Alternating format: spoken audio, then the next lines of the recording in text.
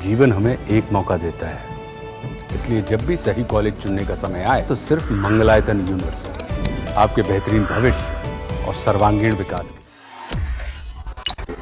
Israel Iran के बीच पिछले कुछ समय से लगातार तनाव बढ़ा हुआ है और दोनों एक दूसरे पर मिसाइलों और ड्रोन के जरिए हमले कर रही हैं। इसी बीच भारत अपने नागरिकों को सुरक्षित ईरान से वापस लेकर आ रहा है। भारत ने अपने नागरिकों को युद्ध स्थल ईरान से वापस लाने के लिए ऑपरेशन सिंधु लॉन्च किया है। इस ऑपरेशन के तहत अब तक 517 भारतीय वापस आ चुके हैं। विदेश मंत्रालय की 2025 की रिपोर्ट के मुताबिक ईरान में 10,765 भारतीय रहते हैं।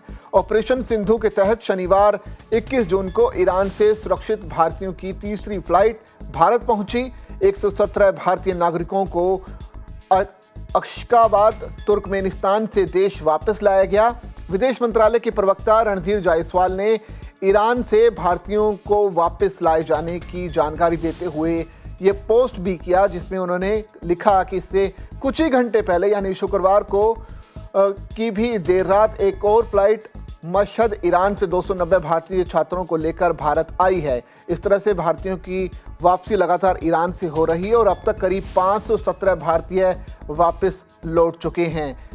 क्योंकि युद्धग्रस्त ईरान में लगातार इजराइल की तरफ से हमले हो रहे हैं, ऐसे में भारत ने अपने छात्रों और अपने नागरिकों को वहां से सुरक्षित निकालना शुरू कर दिया और इसी कड़ी में ईरान ने भी खास तौर पर भारत के लिए अपने एयर स्पेस को खोला, जिसकी वजह से डायरेक्ट फ्लाइट ईरान से भारत के लिए पहुंच पाई। और आप तस्वीरों में देख सकते हैं कि कैसे भारतीय जो पहुंचे हैं दिल्ली, उनके चेहरे पर एक सुकून है, खुशी है और एक संतुष्टि का भाव भी है कि वो अपने देश में हैं, अपने वतन में आ गए हैं और अब वो सुरक्षित हैं।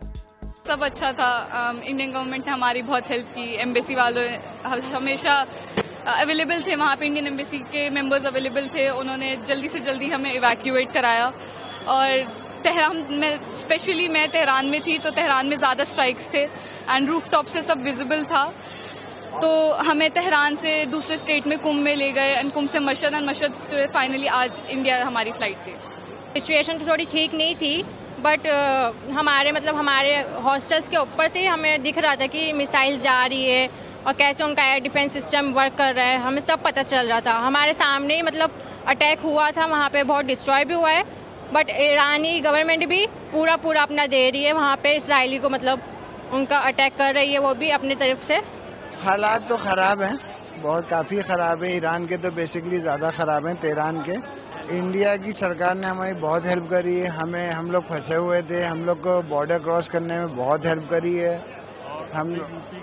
और हाँ, और यूपी की सरकार ने भी हेल्प कर रहे हैं, हमें अपने घर तक पहुंचवा रहे हैं, तो काफ़ी हम लोग थैंक यू करना चाहते हैं उन लोगों का।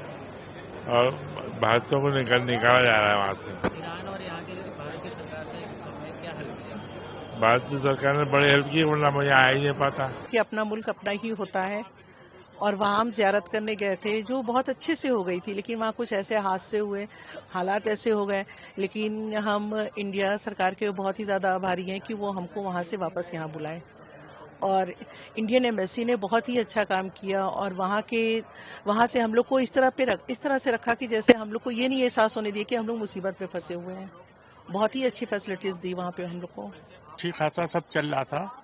फिर जब हम लोग वहाँ से शिफ्ट करने कुंभ गए तो कुंभ में अचानक पता लगा कि अटैक हो गया है और उसके जहाँ पे तीर्थ स्थान है उसके इर्द गिर्द जो है वो तमाम आवाज़ें आने लगी। तो हम लोग कैद में होटल में रहे। होटल से उसके बाद हम लोग जो है वहाँ से शिफ्ट करके चले गए, कहाँ गए थे, मशहद चले गए। तो मशहद में रहे, वहाँ पे भी जब इस तरह का अटैक होने लगा और वो होने लगा तो हम लोग सब डर गए। होटल में थे। उसके बाद हम लोगों ने जो है भारत सरकार से संपर्क किया। भारत सरकार का इतनी तेज एक्शन हुआ जिसकी हम वर्ड नहीं कह सकते हैं। उसके लिए हम आदरणीय मोदी जी और आदरणीय यूपी के मुख्यमंत्री सीएम योगी साहब का बहुत बहुत धन्यवाद, जिन्होंने ये व्यवस्था की। हम लोग वहाँ से सोच रहे थे कि दिल्ली में उतरेंगे तो फिर कैसे जाएंगे, क्या होंगे, लेकिन जिस तरह की व्यवस्था यहाँ थी उसको हम लोग जिंदगी में भूल नहीं सकते। बहुत बहुत धन्यवाद।